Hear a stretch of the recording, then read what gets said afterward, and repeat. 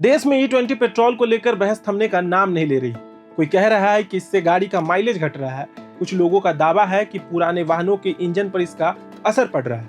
Social media पर insurance claim, engine warranty और fuel quality को लेकर कई सवाल उठाए जा रहे हैं। सबसे पहले ये वीडियो देखिए। जब मैंने पेट्रोल डलवाया तो उन्होंने मेरे को सीधा बता दिया कि ये E20 ब्लेंडेड वाला पेट्रोल है। जब मैं वहाँ से निकला हूँ, वहाँ से मेरे को निकले 3 से 4 किलोमीटर भी नहीं है और गाड़ी झटके मार के अपने आप बंद होने लग गई है। सरकार इन दावों को अलग नजरिए से देख रही है, लेकिन बहस लगातार जारी है।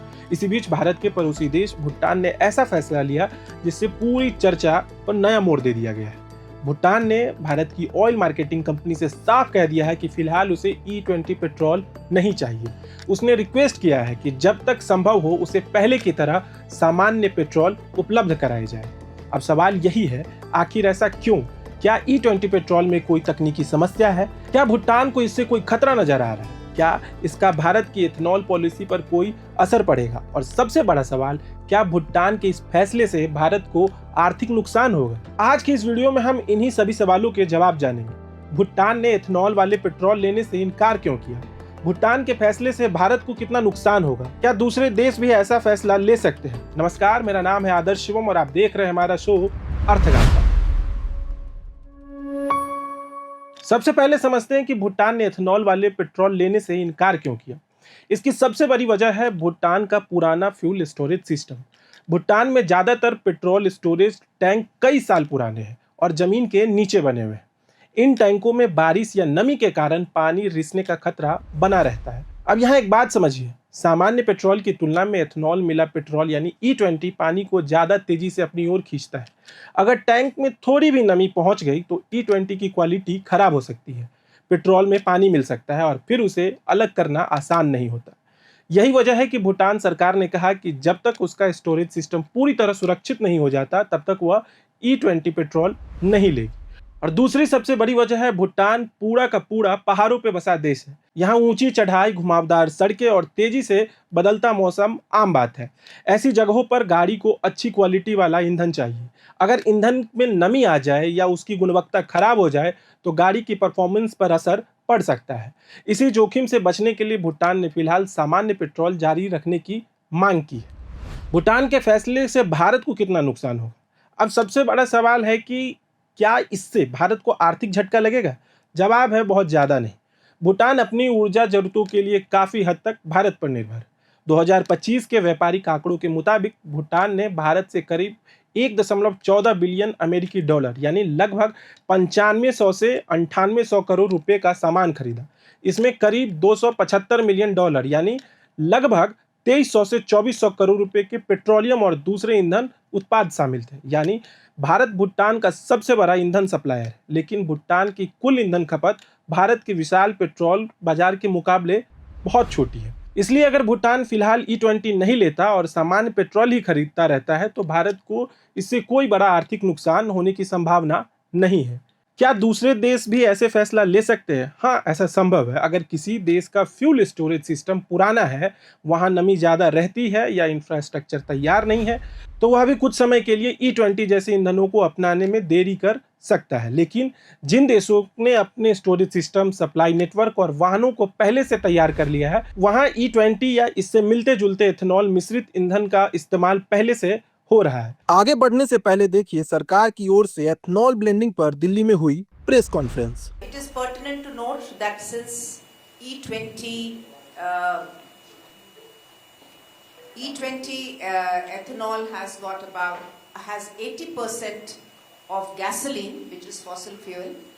The main characteristic of the fuel is still fossil based, which is gasoline. The specifications are well structured in terms of its compliance to BIS standard IS 17021 published in 2018. Again, these standards are a result of a dialogue between various scientific agencies, experts, and extensive testing.